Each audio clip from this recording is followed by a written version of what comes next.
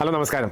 ഇന്ന് ഞാൻ ഈ ഗ്യാസ് സിലിണ്ടറിന്റെ ഫ്രണ്ട് നിൽക്കും. നിങ്ങൾ വിചാരിക്കും എന്താന്ന്. നമുക്ക് അയർലൻഡിൽ ഇവിടെ ഹൗസ് കിട്ടുമ്പോഴേക്കും എയറേറ്റഡ് ആയിട്ടുള്ള ഹൗസിൽ ഇവർ നമുക്ക് ഗ്യാസ് സിലിണ്ടറോ അങ്ങനത്തെ ഗ്യാസിന്റെ സാധനങ്ങളൊന്നും തരത്തില്ല. ഇവർ പ്രിഫർ ചെയ്യുന്നത് എപ്പോഴും ഒരു നമ്മുടെ ഇലക്ട്രിക് സ്റ്റൗ അങ്ങനത്തെ കാര്യങ്ങളാണ്.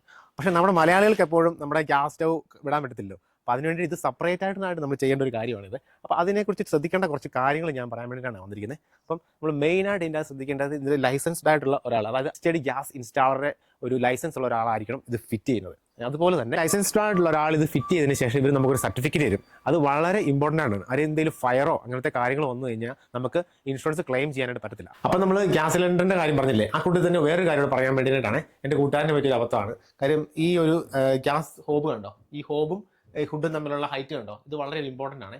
കാര്യം ഓരോ ഗ്യാസ് ഹോബിനും അതിൻ്റെതായ ഒരു ഹൈറ്റിൽ വേണം നമ്മുടെ ഈ ഹുഡ് വെക്കാനായിട്ട്. ഇല്ലെങ്കിൽ ഇവർ ഗ്യാസ് വെക്കാൻ വരുമ്പോഴേക്കും ഇവർ നമുക്ക് അതിനുള്ള ലൈസൻസ് തരത്തില്ല. അതൊന്നും ശ്രദ്ധിച്ചോണം. അപ്പം ഞാൻ പറയുകയാണെന്നുണ്ടെങ്കിൽ ആദ്യം നമ്മൾ ഗ്യാസ് സ്റ്റവ് പിടിപ്പിച്ച് സിലിണ്ടറും എല്ലാം ഫിറ്റ് ചെയ്തതിന് ശേഷം അവരോട് ഹൈറ്റ് ചോദിച്ചിട്ട് ഹുഡ് ഫിറ്റ് ചെയ്യുന്നതായിരിക്കും നല്ലത്. കാര്യം ഇവൻ്റേതിൻ്റെ സ്റ്റവിൻ്റെ ഹൈറ്റ് പറഞ്ഞത് 75 സെൻറ്റിമീറ്റർ ആയിരുന്നു. അതപ്പോൾ തന്നെ ഈ ഒരു ഹൈറ്റിലായിരുന്നു ഇരുന്നത്. അപ്പോൾ അത് കാരണം അവർ ലൈസൻസ് കൊടുത്തില്ല. അത് കഴിഞ്ഞ് പിന്നെ ഇവന് റീസെറ്റ് ചെയ്ത് പിന്നെ ഇത് മേലോട്ട് കയറ്റി വെക്കേണ്ടി വന്നു. അപ്പോൾ അതിൻ്റേതായിട്ടുള്ള വേറെ എക്സ്പെൻസും കൂടെ അവനായി. അപ്പം അത് നിങ്ങൾക്ക് പറ്റാതിരിക്കാൻ വേണ്ടി ഞാൻ പറഞ്ഞതാണ്. For watching. നമുക്ക് മറ്റൊരു വീഡിയോ ആയിട്ട് കാണാം. Bye bye.